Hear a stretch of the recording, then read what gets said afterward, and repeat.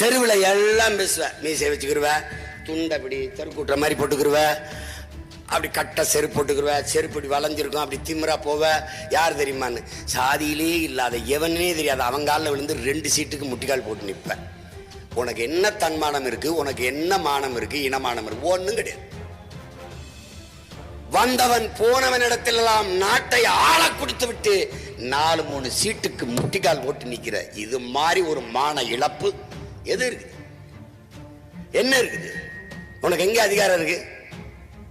ஒண்ணு இல்ல. உன் கண் முன்னேடி உன் வளம் களவு போகுது.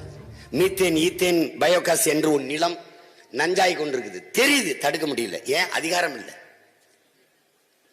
உன் நீர் உறிஞ்சி விற்கப்படுது. தெரியுது தெரியுது. தாயின் மாரில் பால் குடிக்கலாம், இயல்பு, யதார்த்தம், மரபு. ஆனால் மாரை அறுத்து ரத்தம் குடிக்கிறார்கள். தெரியுது, தடுக்க முடியல. ஏன்? அதிகாரம் இல்லை. எங்கும் ஊழல் லஞ்சம் தெரியுது. எது கேட்டாலும் காசு பணம் கமிஷன் தெரியுது, தடுக்க முடியாது. ஏன்? உன்கிட்ட வலிமை இல்லை, அதிகாரம் இல்லை. நீ நினைச்சுக்கிட்டு இருக்க இந்த அதிகாரம் உனதுன்னு. இந்த அதிகாரம் உனதுன்னு. உன்னுடைய அதிகாரம் என்றால் எந்த திமிரில் கன்னடன் உன்னை மேல கை வைக்கிறான்? ஏன்னா அவனுக்கு பெத்தவனே அப்பனா இருக்கான், நமக்கு 50 வருஷமா மத்தவனே அப்பனா இருக்கான். இதான் இங்க பிரச்சனை. உனக்கு புரியல தம்பி. ஒரு எளிய கோட்பாடு தான் தம்பி. என் உடன் பிறந்தார்களே, தலைவன் என்பவன் இங்க பாரு, ஒரே ஒரு தத்துவம் தான். உங்க அண்ணன் உனக்கு சொல்லித்தாரேன்.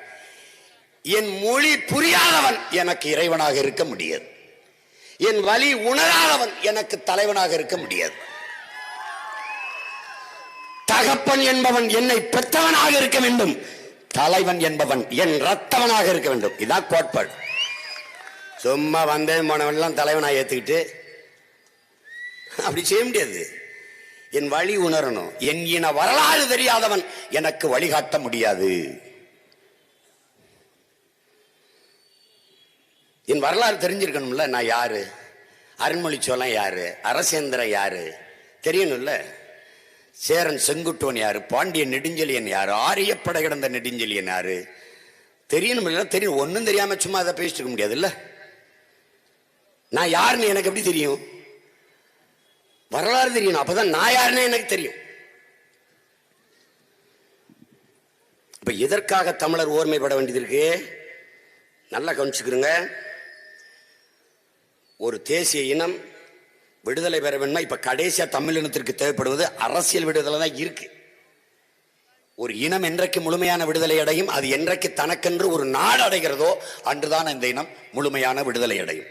அந்த நாடை அடைவதற்கு போராடிய புரட்சியாளன் எங்கள் உயிர் தலைவன் மேதகுவே பிரபாகரன் அவர்கள்.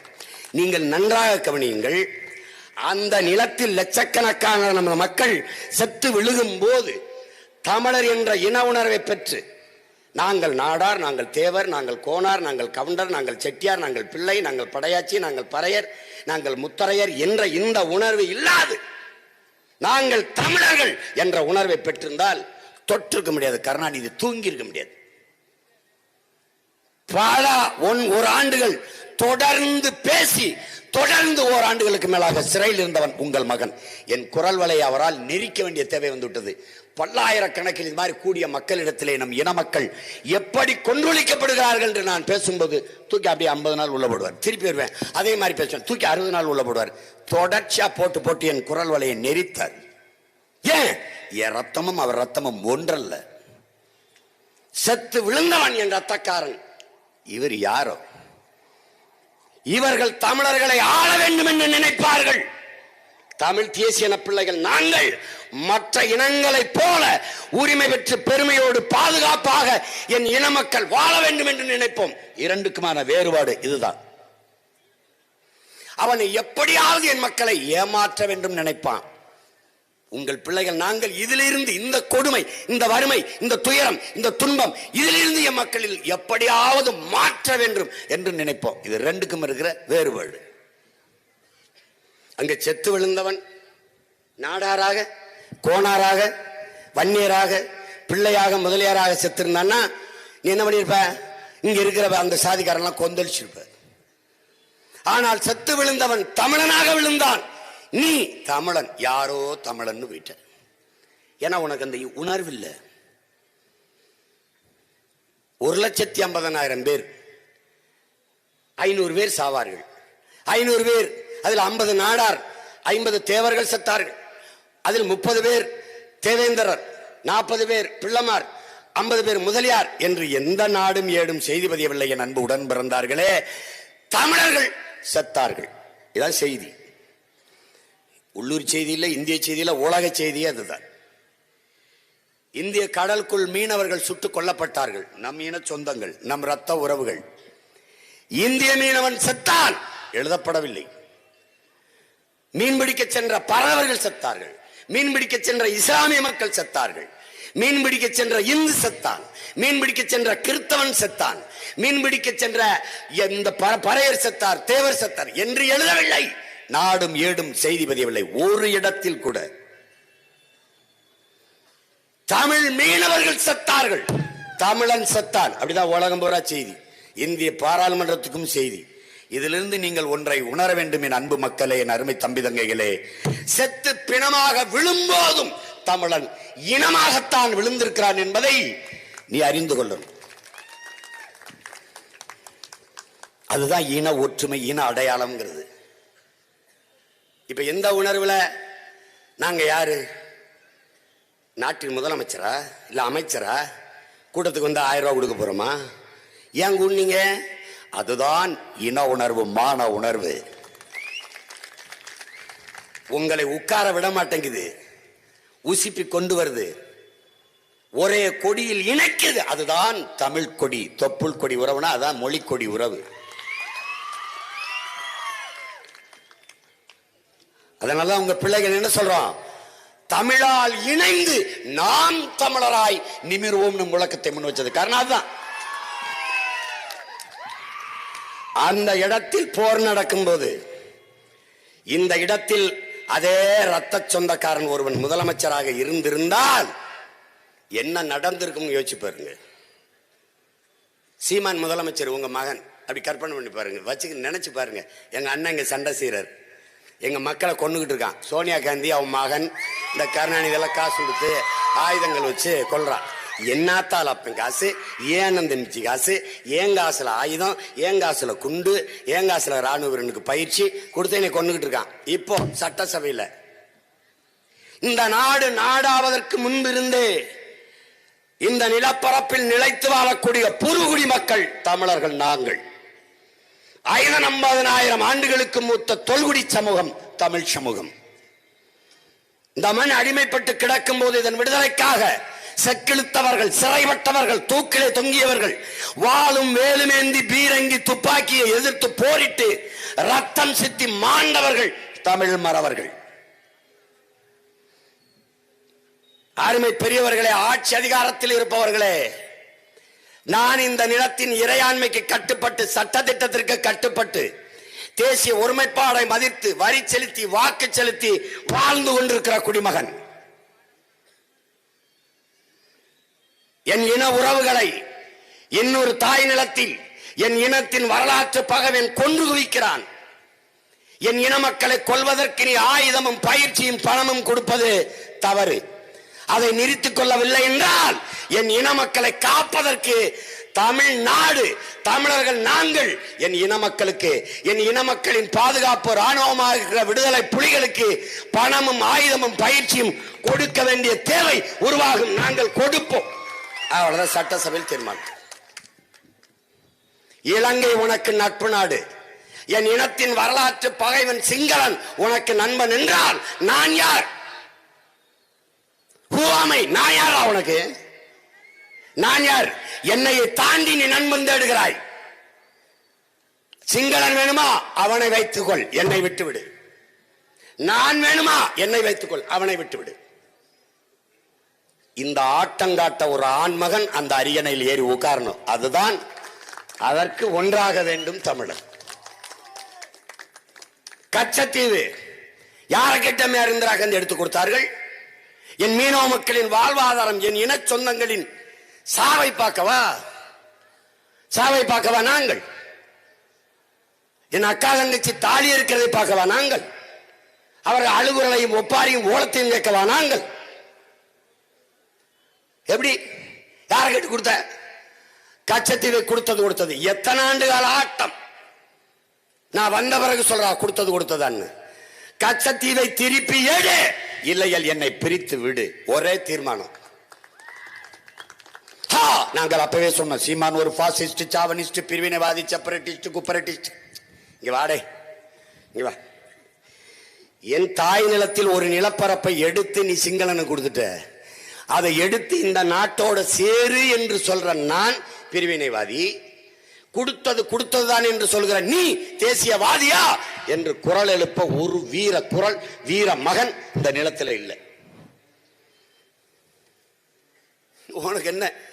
உனக்கு இஸ்லாமியர் அடிச்சா இந்துக்கு வலிக்காது, இந்துக்கு அடிச்சா இஸ்லாமியருக்கு வலிக்காது, 2 பேர் அடித்தா கிறிஸ்தவனுக்கு வலிக்காது. இது ஒரு கூட்டம்.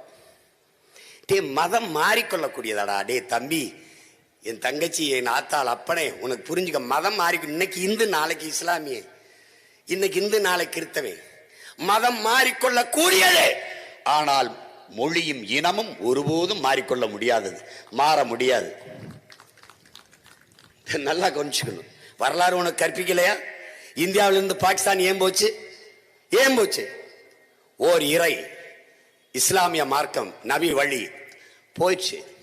அங்க போய் உருது தாய்மொழி. அப்ப ஒரே மதம் தானே, ஒரே இறை தானே, ஏக இறைவன் அல்லா தானே, நபிகளின் வழி தானே, குரான் தான் புனித நூல். அப்புறம் ஏன் பங்களாதேஷ் வந்துச்சு? அவன் உருது, நான் பங்காளி. சண்டை.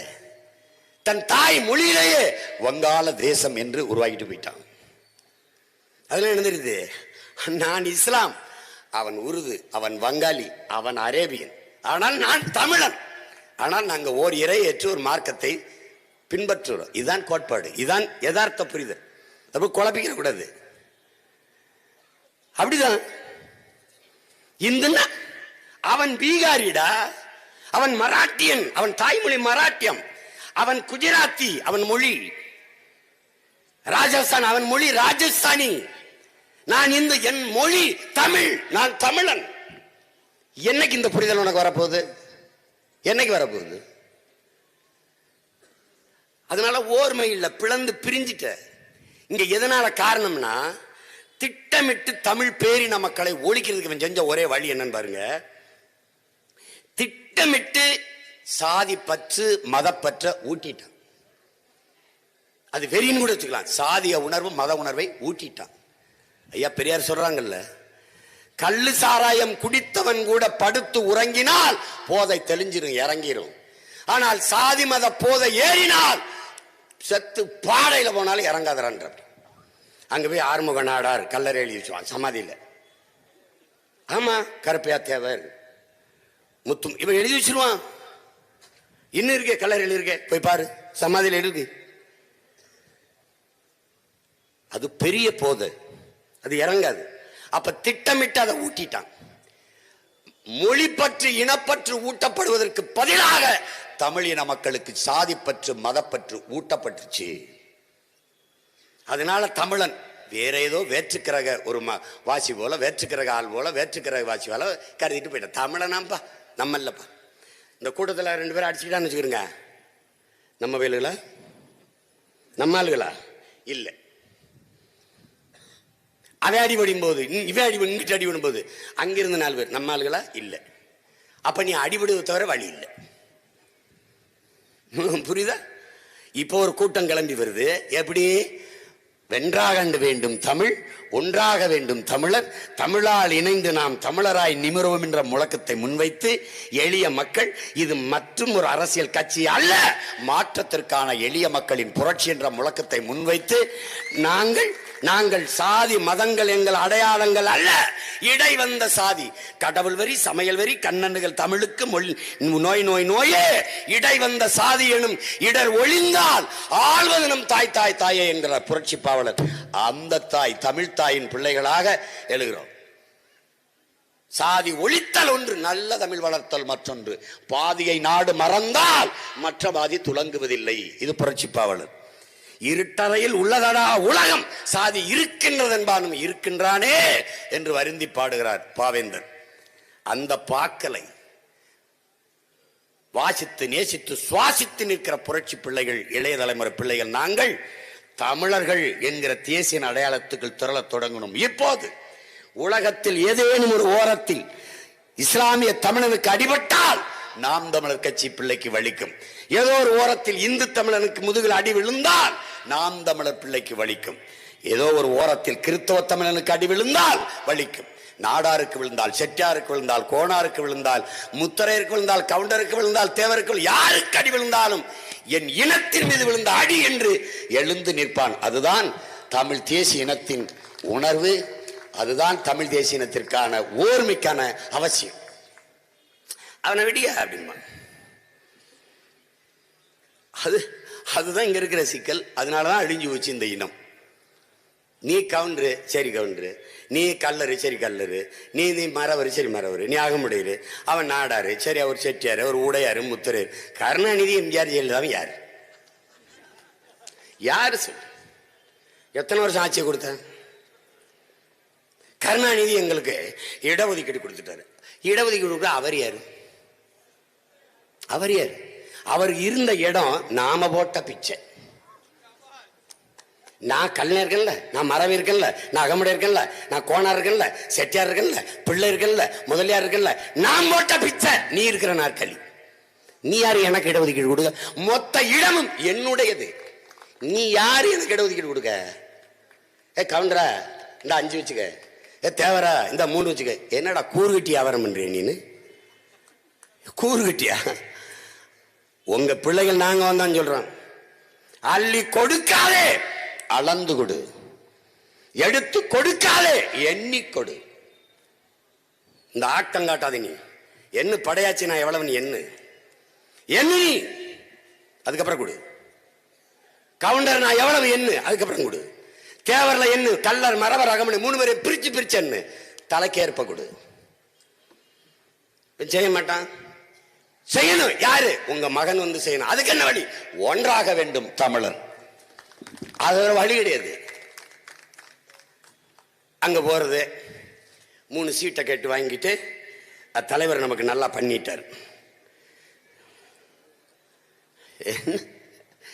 என்னைக்கு உங்களுக்கு மான ரோசம் சூடு சொரண வரும் சொல்லு? முல்லை பெரியாற்ற தண்ணி கேட்டு அணை கட்டுனது உனக்கு, பெண்ணிக்குங்கிற பெருந்தகை கட்டியது நமக்கு. அந்த நிலப்பரப்பு தேவிகுளம், பீர்மேடு உள்ளிட்ட அந்த தாலுகாக்கள் உள்ளிட்ட இடுக்கி மாவட்டம் தமிழனுடைய நிலப்பரப்பு, தாய் நிலம். எல்லை பிரிப்பில் அங்க போயிடுச்சு. ஆனால் நீ தண்ணி கேட்ட தரல, அடிச்சு விரட்டினா. இங்க மலையாளி வாழ்றார்களா? வாழ்கிறார்கள். எவ்வளவு? குறைஞ்சது 30 லட்சத்துக்கு மேல. ஒரு மலையாளியை நீ தொட்டிருப்பியா? ஒரு மலையாள பெண்ணை தாவணியை பிடிச்சிருத்திருப்பியா? ஏன்? தமிழ் பேரினத்தின் மாண்பு. யாதும் ஊரே யாவரும் கேளீர், தீதும் நன்றும் பிறர வாரா என்கிற கனியன் பூங்குன்றன் என மகத்தான நம் தாத்தன் முன்னோர் வகுத்த வழியில் நிற்கிற மாண்பு. செய்ய மாட்டான். ஆனால் பள்ளிக்கூடத்துக்கு போய் வந்த நம்ம பிள்ளையின் தாவணியை எடுத்துட்டு அவள் மார்பிளை முகத்தை வைத்து தேய்த்து அதை தன்படம் போல அப்படி பதிவு பண்ணி வெளியில் விட்டான். உனக்கு தண்ணியா வேணும் பாண்டிக்குன்னு சிறுநீரை கழித்து பெஞ்சு குடினான். அப்ப நீ எவனையாவது அடிச்சிருக்க? கர்நாடகால ஒவ்வொரு முறையும் நம்மை அடிக்கிறான். இப்ப அடிக்கிறான். என்ன நம்மளால அடிக்க முடியாத? இந்த சும்பப்பையில் இல்லை, நம்ம இல்லை சண்டை போட்டதே இல்லையா? போட்டது இல்லை. நெற்கட்டும் சேவலாமே, இவனோ பூலி தேவனாமே, ஒரு கை பார்த்துருவோம் அப்படின்னு வெள்ளக்காரன் பீரங்கி துப்பாக்கியோட படையெடுத்து வந்தான். பீரங்கியை வச்சு கோட்டையை தகர்த்தான். உன்னால் நம்ப முடியுதா? செங்கல் சிமெண்ட் காரை வச்சு கட்டப்பட்டதில்லை என் உடன் பிறந்தார்களே. மண்ணால் கட்டப்பட்ட கோட்டையை வெள்ளைக்காரன் பீரங்கி குண்டுகள் தொலைக்க முடியல. வெறும் வாளையும் வேலையும் வைத்து எந்த இடத்தில் படையை கிளப்பி வந்தான வெள்ளைக்காரன், அந்த இடம் வரைக்கும் அடித்து அடித்து விரட்டி கொண்டு போய் திரும்பி பார்த்தால் கொன்னே விடுவேன், ஓடி போடா என்று விரட்டடித்த மானமரவன் பூலித்தேவனின் பேர பிள்ளைகள் நாம் என்பதை நீ புரிந்துக்கணும். சும்மா போட்டு இவன் நம்மள்கிட்ட பூச்சாண்டி கட்டுறான், அடிக்கிறான். இப்ப எனக்கு ஒருத்த மேல கன்னடன் மேல எனக்கு கோபம் இல்லையே. கோவம் இல்லை. ஏங்க எங்க அப்பா குடிக்கிறாரு, எங்க அம்மா போட்டு அடிக்கிறாரு, காசு பூரா செலவழிக்கிறார், ஊதாரியா செய்யறாரு. எழுத்து வீட்டுக்காரன் நல்லா காசு சம்பாரிச்சு வந்து சேமிக்கிறான், பிள்ளைய நல்லா பார்த்துக்கிறான், குடும்பத்தை நல்லா பார்த்துக்கிறான். அதனால அவன் மேல கோவப்பட்டு எனக்கு என்ன, நான் கோவப்படுறது எந்த வழியில நியாயம்? பக்கத்து வீட்டுக்காரன் எழுத்து வீட்டுக்காரன் நல்லா பண்ணா இருக்கிறான் இருக்கிறான், எங்க அப்ப மோசமா இருக்கிறான்னா நான் அவன் மேல எப்படி கோவப்பட முடியும்? அது மாதிரி எனக்கு அப்பன் சரியில்லை, அப்ப அவனுக்கு அப்பன் சரியா இருக்க அவன் மேல கோவப்பட்டு நான் என்ன பண்ண முடியும்? இப்ப நீங்க எனக்கு கன்னடர்கள் மேல ஒருபோதும் வருத்தம் இல்லை. ஆனால் பாரத மாதாக்கு ஜே என்று முழங்கியவன் எவன்? பாரத மாதா கன்னடர்களை பெற்றால் தமிழர்களை தவிட்டுக்கு வாங்கினாலா? எங்களை பெறலையாடா? எங்களை பெறலையில, எங்களை பெறவில்லை.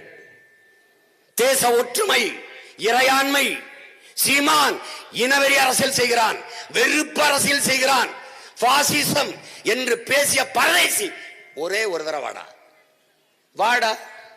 தேச பற்று பேசிய பெருமக்களே இப்போது வாங்க, உங்கள் வாயிலெல்லாம் புற்று இருக்கா? அப்படி ஒண்ணு இல்லை, வா வா.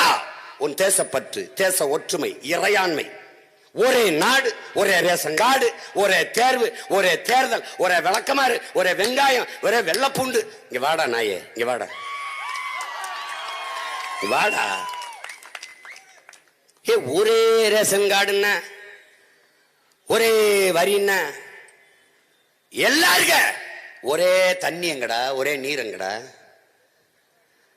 காஷ்மீர்ல இருந்து கன்னியாகுமரி வரைக்கும் ஒரே ரோடு, ஒரே நதி எங்க, ஒரே நீர் எங்க?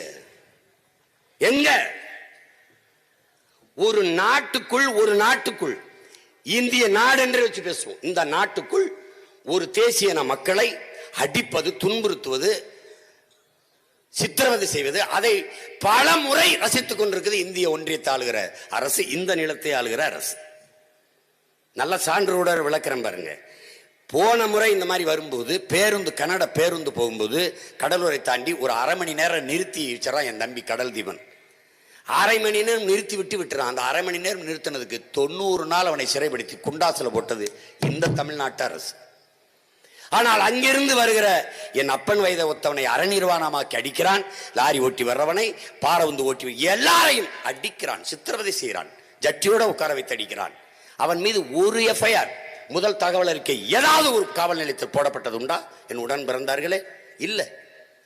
இப்ப நான் காவிரி நதிநீர் தரலைங்கிறதுக்காக நான் சண்டை செய்தால், போட்டால் என்னை சிறைப்படுத்தும். தமிழ்நாட்டு முதலமைச்சர் ஐயா ஸ்டாலின் அவர்கள் உருவப்படத்தை வைத்து உயிரோடு இருக்கும்போது இறந்தது போல மாலையை போட்டு பாடம் எழுதிக்கிட்டு போறான். எனக்கு எவ்வளவு நேரம் ஆகும் இந்த சீதாராமையா, இந்த சிவகுமாரையும் தூக்கிட்டு போறதுக்கு? போனால் என் மேல வழக்கு போட்டு உள்ள வைப்பார். எப்படி? அதனாலதான் அவன் அடிக்கிறான். என்ன கேட்கறதுக்கு ஆள் இல்ல, கேட்கறதுக்கு ஆள் இல்ல. கேட்கறதுக்கு என் அப்பன் இருந்தால் அவன் செத்தான். சந்திரபாய் நாடு ஆந்திர காட்டுக்குள் செம்மரக்கட்டையை நான் வெட்ட வந்தேன் என்று சுட்டு போட்டார் 20 பேரை. கட்டையில் என் நம்பர், செத்து போன என் இன உறவுகளின் பிணத்தின் காலிலே நம்பர். காட்டுக்குள்ள, அதே காட்டுக்குள் என் உடன் பிறந்தார்களே ஒரு மயிலை, ஒரு மானை, ஒரு காட்டு மாடை சுட்டு போட முடியாது. ஆனால் 20 தமிழ் மகன் செத்து கிடந்தான். கேட்க நாதி கிடையாது. நான் முதலமைச்சர் சந்திரபாபு நாயுடுக்கு கனவிலும் அந்த எண்ணம் வராது. ஏன்? தொட்டா கொன்னுடுவான். இங்க ஒருவே இருக்க முடியாது. இன்னைக்கு ஒரு அறிவிப்பு வருத, காவல்துறை அதிகாரி சொல்றாரு, கர்நாடக எல்லை வரைதான் தமிழ்நாட்டு வாகனங்கள் செல்ல வேண்டும், அதுக்கு மேல போகக்கூடாது, திரும்பி வந்து விட வேண்டும். இது என்ன வேற நாடா, ஒரே நாடா?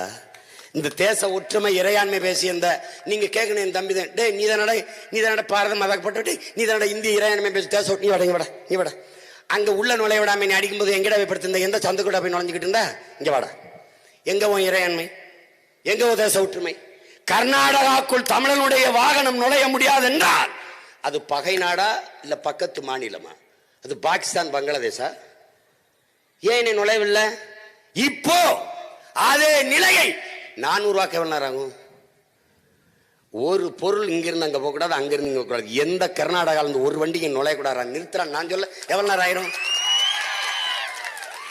எனக்கு அதிகாரம் வேண்டியதில்லை இதை செய்யறதுக்கு. நாளைக்கு செய்வேன். ஒரு வண்டி இப்ப சொல்லுவோம்ல, எந்த கர்நாடக வண்டி இந்த எல்லை வரைக்கும் நுழைஞ்சு திரும்ப. இப்ப தெரியுதா ஏன் தமிழன் ஒன்னா இருக்கணும்னு? அவனுக்கு தெரியுங்க தமிழன் ஒன்னா இருக்க மாட்டான்னு.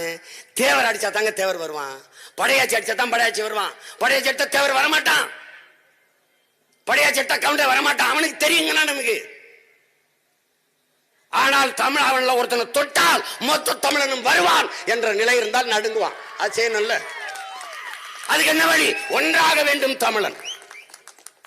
அதாங்க இப்ப இறையாண்மை பேசிய தேச வரும். எச் ராஜால எங்க தூங்கிட்டு இருக்காரு? தம்பி அண்ணாமலை தமிழ்நாடு ನೋಡಿಲ್ಲ, ಕಾವೇರಿ ಇಶ್ಯೂ ನೋಡಿಲ್ಲ, ಕಾವೇರಿ ಇಶ್ಯೂ ನೋಡಿಲ್ಲ.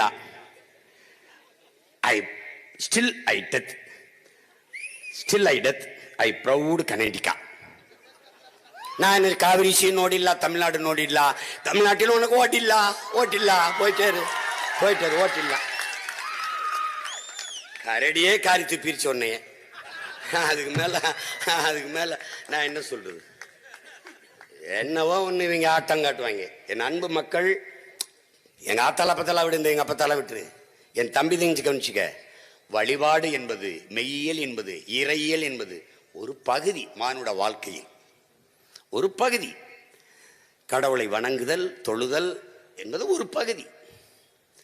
ஆனால் அதுவே வாழ்க்கையிலே நண்பு உடன் பிறந்தார்களே, அதுவே வாழ்க்கையிலே. அரசியல் என்பது மனிதனுக்கு மட்டுமானது அல்ல. கடவுள், சாதி, மதம், உணர்ச்சி என்பதெல்லாம் மனிதனுக்கு மட்டுமானது. உலகம் அப்படி இல்லை, பல கோடிக்கணக்கான உயிர்களின் உடைமை. சிங்கத்துக்கு கடவுள் நம்பிக்கை இல்லை, சிங்கத்துக்கு சாதியம் இல்லை, மதம் இல்லை, புலிக்கு சாதியம் இல்லை, மதம் இல்லை, மயிலுக்கு சாதியம் இல்லை, மதம் இல்லை.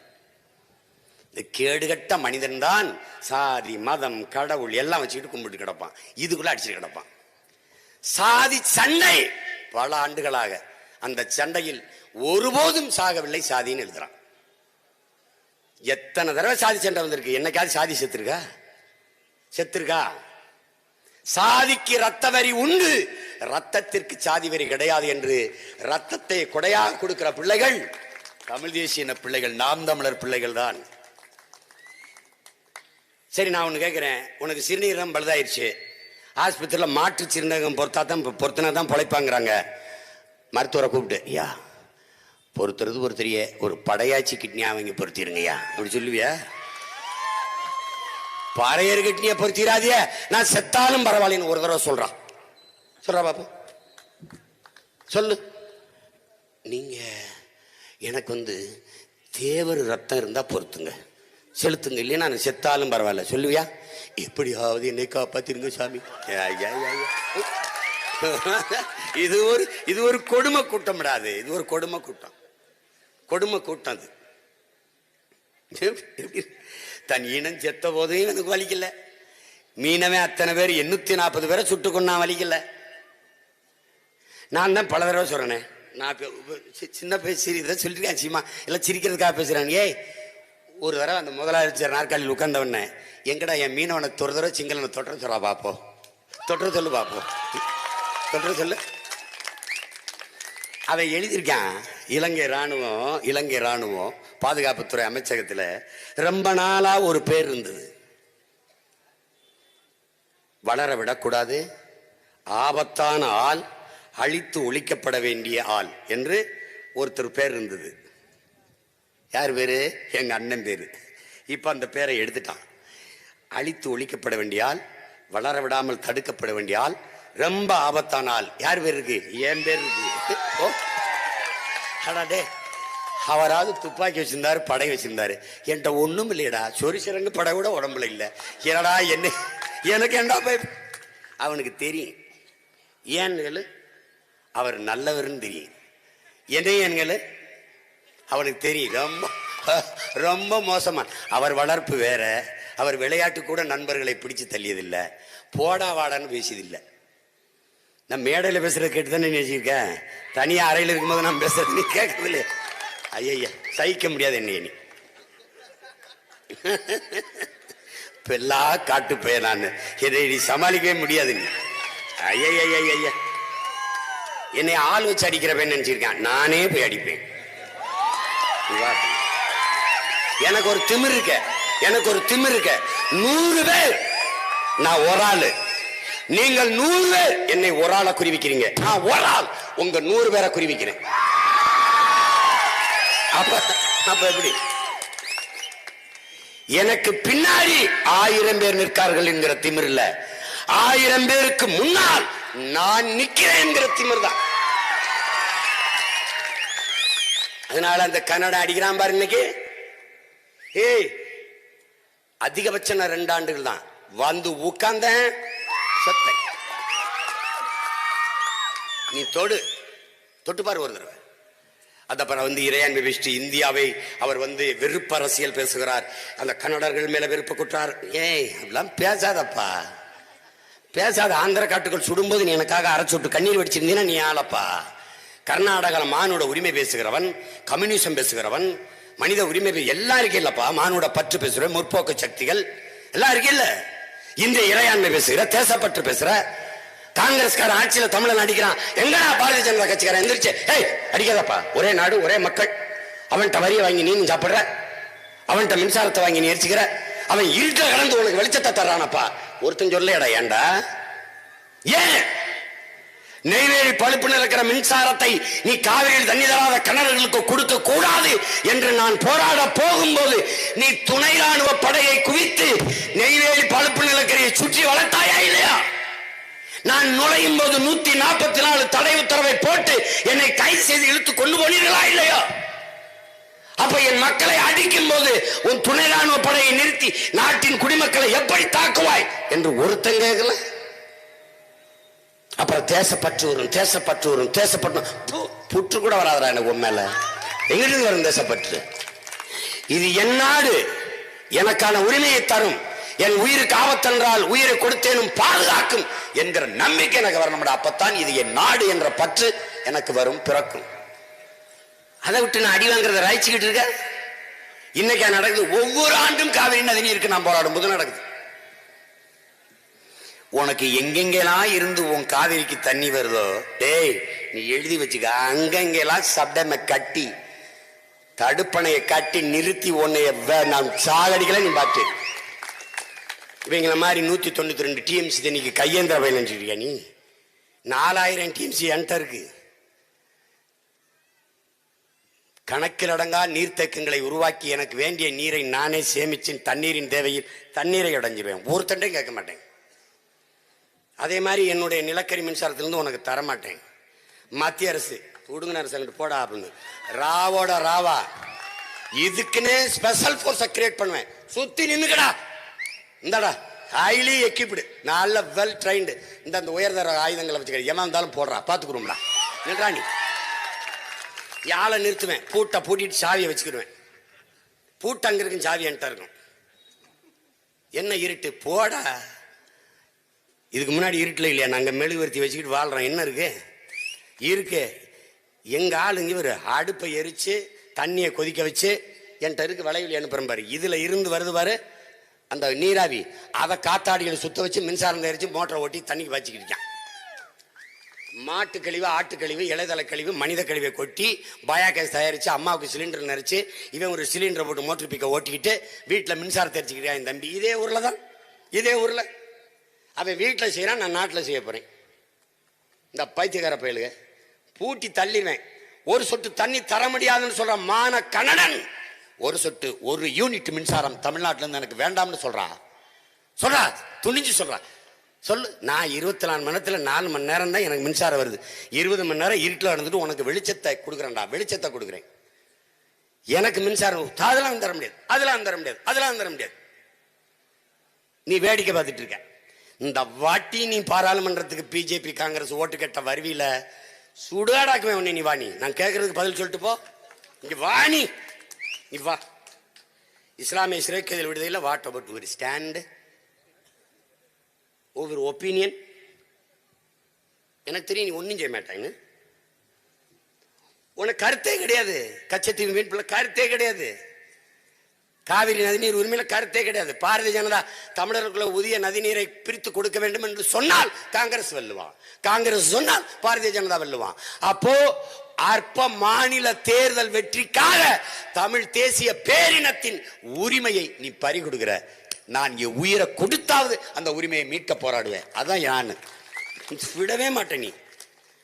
நான் வந்தேன்னா நானே பேரறிவிச்சேன், காவிரியில் தண்ணி நீ தர வேண்டாம், முல்லை பெரியாற்றில் தண்ணி நீ தர வேண்டாம். நீ அங்கிருந்து கழிவு, ஆடு மாட்டு கழிவு, மருத்துவ கழிவு கூட இங்கே கூட்டிகிட்டு போகிறேன், இங்கே கொட்டிட்டு என் மலையை வெட்டிக்கிட்டு போகிறேன்.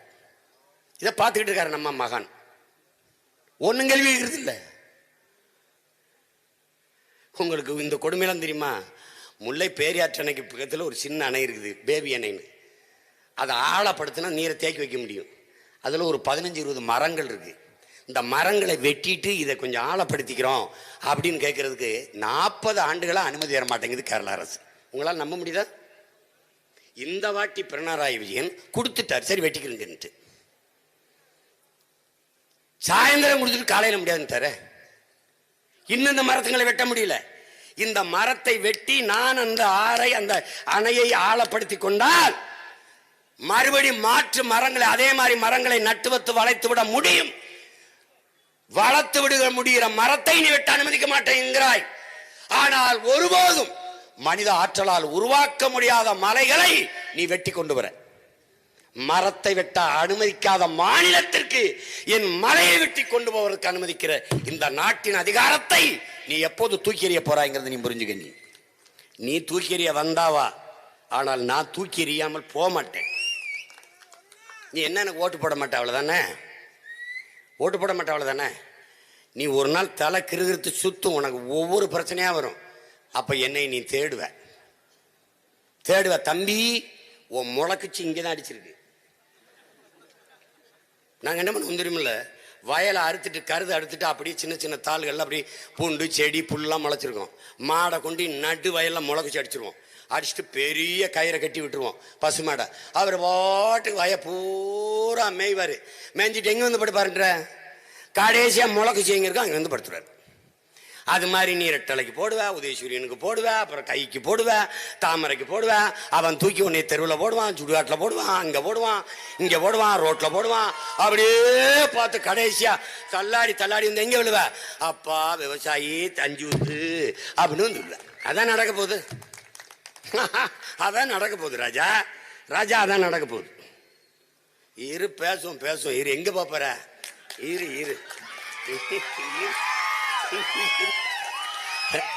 இரு அப்புறம் தேர்தல் அப்ப தான் திருப்பி வருவேன். அதனால கொஞ்ச நேரம் பேசுறது கேளு. இந்த கல்லெடு தெரிஞ்சான் பாரு, அவனுக்கு அவன் பேர புள்ள, அவன் புள்ள, அதுக்கும் சேர்த்தான் நாங்கெல்லாம் கத்திக்கிட்டு இருக்கோம். அவனுக்கும் சேர்த்தான். எங்களுக்கு அனுமதி தர்ற காவல்துறை, அனுமதி தராத காவல்துறை, எங்களை கைது செய்யற காவல்துறை, எங்களை பாராட்டுற காவல்துறை, எல்லாருக்கும் சேர்த்தான் நாங்க போராடுறோம். எங்களை நேசிப்பவர்கள், ஏற்பவர்கள், எதிர்ப்பவர்கள், வெறுப்பவர்கள், மதிப்பவர்கள் எல்லாருக்குமாக நாங்கள் போராடுகிறோம். இதை நீங்க புரிஞ்சுக்கணும். அதான் உண்மை. அப்ப ஏன் தமிழர் ஒன்னாக வேண்டியது இருக்கு? ஏன் ஒன்னாக வேண்டியது இருக்கு? அவன் ஒன்னாகவில்லை என்றால் அவனுக்கு அரசியல் வலிமை இல்லை. அரசியல் வலிமை இல்லை என்றால் அதிகார வலிமை இல்லை. அப்ப அதிகார வலிமை இல்லாத இன மக்கள் கோரிக்கை வைத்து மனு கொடுத்து உண்ணாவிரதம் இருந்து ஆர்ப்பாட்டம் செய்து போராடுவார்களே ஒழிய எதையும் தீர்வு காண முடியாது. அதனால்தான் உங்கள் பிள்ளைகள், நாங்கள் குறை கேட்க வந்தவர்கள் அல்ல, குறை தீர்க்க வந்தவர்கள். நாங்கள் என் மக்களை வைத்து பிழைக்க வந்தவர்கள் அல்ல, அவர்களுக்காக உழைக்க வந்தவர்கள். நாங்கள் பதவிக்காக வந்தவர்கள் அல்ல, எம் இன மக்களின் உதவிக்காக வந்தவர்கள். எனவே அன்பு மக்களே, உங்கள் மதிப்புமிக்க வாக்குகளை எங்களுக்கு தாருங்கள் என்று கேட்டுவார். நாங்க கேட்பது கையேந்தி நிற்பது, கைவிரித்து நிற்பது வாக்கை கேட்டு அல்ல, வருங்கால தலைமுறை பிள்ளைகளின் வாழ்க்கையை கேட்டு என்று.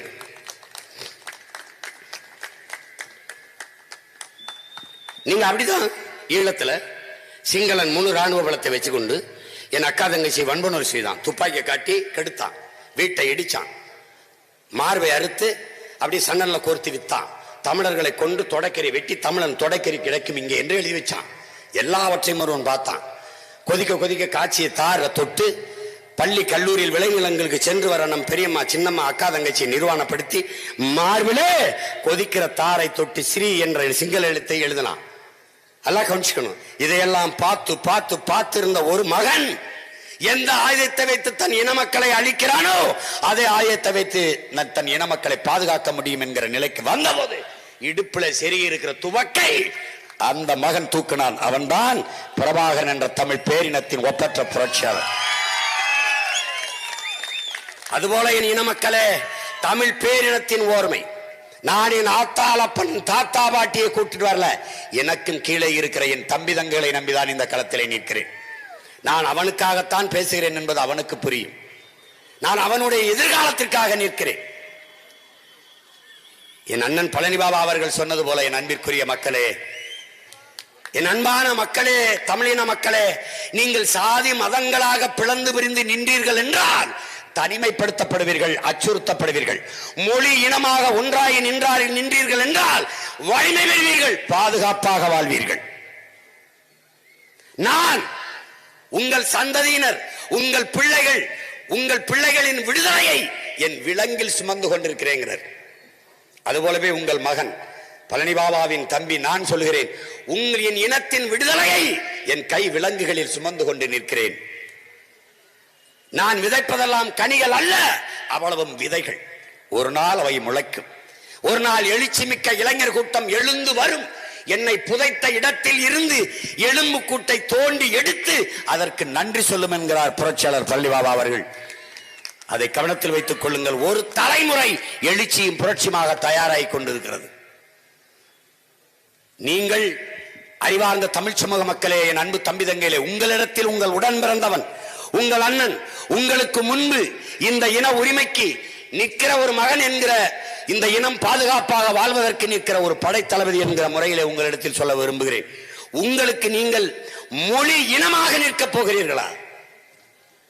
உங்களுக்கு வேண்டியது மொழி இனமா அல்லது சாதி மதமா? மொழி இனமாக நீங்கள் நிற்கப் போகிறீர்களா, சாதி மதமாக நிற்கப் போகிறீர்களா? மொழி இனமாக நிற்கப் போவதென்றால் என்னோடு வாருங்கள். சாதி மதம்தான் முதன்மையானது, சாதி மதங்களாக நாங்கள் நிற்போம் என்று முடிவு செய்தால் யாரோடும் போருங்கள். நீங்கள் தமிழர்களா, இல்லை திராவிடரா, இல்லை இந்தியரா? மூன்றில் எது? நாங்கள் திராவிடரும் அல்ல, இந்தியரும் அல்ல, தமிழர்கள் என்ற உணர்வை பற்றால் இந்த மகன் என்னோடு வாருங்கள். நாங்கள் திராவிடர் என்றால் திராவிட திருடர்கள் திருவாளர்களோடு செல்லுங்கள். இந்தியர் என்றால் அந்த கூட்டத்தோடு செல்லுங்கள். ஆனால் மொழி இனம் பற்று இருக்குமே ஆனால், தமிழர் என்ற உணவு இருக்குமே ஆனால் எங்களோடு வாருங்கள். அப்போதான் தமிழர்கள் ஒன்றாக வேண்டும், ஒன்றாக முடியும். தமிழர்கள் ஒன்றாக நாடால் தான் தமிழ் வென்றாகும் என்பதை அறிவார்ந்த தமிழ் சமூக மக்கள் புரிந்து கொள்ள வேண்டும். திரும்ப திரும்ப நீங்க இதே பேசி பேசி, சரி சாதியா நின்று சாதிச்சதை ஒரு பட்டியலிடு, சரி மதமா நின்று ஒரு பட்டியலிடு. மதத்தையே பேசிக்கொண்டு எப்படி இருக்க முடியும்? ஒன்னால மதம் மனிதனுக்கு மட்டுமான உணர்ச்சி, அரசியல் உலக எல்லா உயிர்களுக்குமானது. 24 மணி நேரமும் சாதி மதம் மதம் மதம் கடவுள் மதம் கடவுள். அதுல போனா விவசாயம் பேச மாட்டேன், தண்ணீரை பேச மாட்டேன், கல்வியை பேச மாட்டேன், மருத்துவத்தை பேச மாட்டேன், வள பாதுகாப்பை பற்றி பேச மாட்டேன். சரி எடுத்துக்க காங்கிரஸ் கட்சியின் தலைவர்கள், சரி அண்ணாமலை தம்பி அண்ணாமலை, பாரதிய ஜனதா கட்சியின் தலைவர்கள், சரி திராவிட கட்சியின் தலைவர், திமுக, இந்த கட்சிகளில் ஏதாவது ஒரு தலைவன், ஐயோ என் மணல் அள்ளி களவு போகிறதே, என் மணலை அள்ளி விற்கிறார்களே, ஐயோ மணலை என்னால் உருவாக்க முடியாதே, மணலை அள்ளி சென்றால் ஆறு செத்து விடுமே, மரணித்து விடுமே. யாராவது பேசியிருக்கானா? மழை இல்லை என்றால் நிலம் பாலைவனமாயிருமே, எந்த உயிரினமும் வாழ முடியாத ஒரு காடாகி விடுமே என்று வருத்தப்பட்டது உண்டா? நீத்தேன் நீத்தேன் என்று என் பூமி தாயின் ஈரக்கொலை அறுக்கிறார்களே, இதயத்தை பிடுங்குகிறார்களே என்று எவராது ஒருவர்கள் துடித்ததுண்டா, வருந்ததுண்டா, கவலைப்பட்டதுண்டா, வேதனைப்பட்டதுண்டா? இல்லை. ஏன் பேச மாட்டார்? யார் பேசுவா? என் தாய் சாக கிடக்கும் போது அவள் மகன் நான் தான் அழுவேன், மற்றவன் ஒப்புக்கழுவான், நான் உளமாற அழுவேன். இதை புரிந்து கொண்டு என்னிலும் இளைய என் தம்பி தங்கிகள் எழுச்சியும் புரட்சியுமாக எழுந்து வாருங்கள். சாதி மத உணர்ச்சியை பின்னுக்கு தள்ளுங்கள். நாங்கள் தமிழர்கள் என்ற இன உணர்வை முன்னுக்கு தள்ளி ஒன்றிணையுங்கள். நாம் வென்றெடுக்க முடியும். என் தலைவன் படைக்கு போல உயிரை எவரும் கொடுக்க வேண்டாம். அவன் தம்பியின் படைக்கு நாங்கள் தமிழர்கள் என்ற உணர்வை கொடுத்து ஒன்றாகுங்கள். நாம் வென்றெடுப்போம்.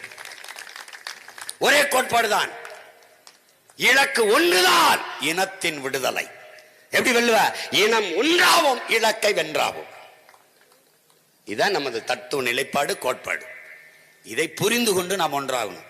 ஒன்றானால் அண்ணல் அம்பேத்கர் என்ன கற்பிக்கிறார்? அதிகாரம் மிக வலிமையானது. அவர் முன்வைத்த முழக்கம். அவர் அடிச்சுவடியில் பயணிக்கிற நாங்கள் முன்வைத்தோம். அதிகாரம் மிக வலிமையானது, அதை அடைந்து விட்டால் அனைத்தும் எளிமையானது. அனைத்து துன்ப பூட்டுகளுக்குமான சாவி ஆட்சி அதிகாரம் மட்டுமேங்கிறது. எல்லா துன்பத்துக்குமான ஒரே மருந்து, ஒரே விடிவு ஆட்சி அதிகாரம் மட்டும்தான்டாங்கிறது. அதை நோக்கி ஓடி வாருங்களே அன்பு தம்பி தங்கைகளே. விட்டால் வழி கிடையாது, முடிச்சிருவான் நம்மளை. நம் மொழி இல்லை, இறந்து விட்டது. நம் கலை இலக்கிய பண்பாடு மறைந்து விட்டது. நமது வரலாறு மறைக்கப்பட்டு விட்டது. நீ சிவாஜி என்றால் மராட்டிய மன்னன் தான் படிப்பா. வீரம் என்றால் உன்னுடைய பாட்டன் பூலித்தேவனையோ மருதுபாண்டியரையோ வேலுநாச்சியாரையோ அழகுமுத்துக்கோனையோ சுந்தரலிங்கனாரையோ பண்டாரவண்ணியனையோ பெரும்பிடுகையோ தீரன் சிலமையோ படிக்க மாட்டாய். வாய்ப்பில்லை வரலாற்று. அவன் வல்லவாய் பட்டேலை பாடம் நடத்துவான். உன்னுடைய பாட்டன் வஉசியை சொல்லித்தரமாட்டான். வரலாற்றில் தெளிவு வராத இனம் எழுச்சி வர முடியாது. என் உடன் பிறந்தார்களே, வரலாற்றை படிக்காதவன் படைக்க முடியாத வரலாற்றை அண்ணல் அம்பேத்கரை கற்பிக்கிறார். வரலாற்றை மறந்துவிட்ட இனம் சுடுகாட்டில் இறந்து கிடக்கிற பிணம். ஹோசிமின் சொல்றான், ஒவ்வொரு தேசிய இனமும் வரலாற்றின் வழி நடந்தே எழுச்சி விட்டிருக்கிறது, விடுதலை பெற்றிருக்கிறது. எனவே நாம் இதை சரியாக புரிந்து கொண்டு அரசியல் அதிகாரத்தை கைப்பற்ற வேண்டும். அதற்கு இருக்கிற ஒரே வழி, என் தலைவனை போல நாம் தூக்க வேண்டியது துவக்கல்ல, அதையும் விட வலிமையான வாக்கு.